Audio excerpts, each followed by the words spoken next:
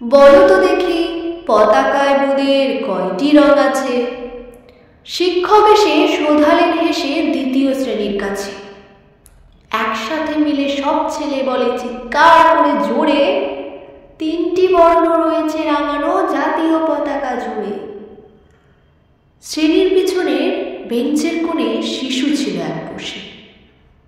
পতাকার মাঝে 5 রং আছে, বলল সে মৃদু ভাষে। কথা তার শুনে বাকি শিশুগণে হেসে খায় লুটোপুটি।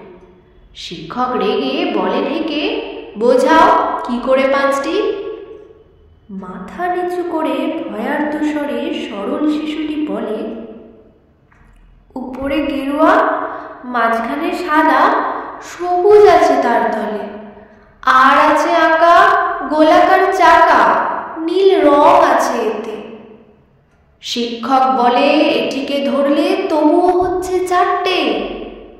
অবোধ শিশুটি বলল তখন, রং আছে আর এক, লাল লাল চোখ দাগ দেখা যায় ওই পতাকার মাঝে। বাবাকে যখন আনলে ওরা, কফিনের ঢাকা খুলে, জড়ানো রয়েছে দেহখানা তার পতাকার ফুলে। রক্তের দাগে ছিল লাল চোখ ওই পতাকার মাঝে। এই নিয়ে মোট হলো 5টি।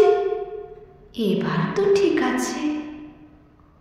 সরল শিশুটির জবাবখানি কাঁপিয়ে দিল বুক। অশ্রু এলো নয়ন ভরে, শুকনো হলো মুখ। আজও যারা দেশের জন্য করছে বলিদান, স্বাধীনতার শহীদ সম তাদের অমর প্রাণ।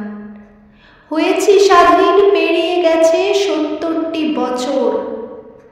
দেশ বাঁচাতে যাচ্ছে যে প্রাণ, রাখছে কি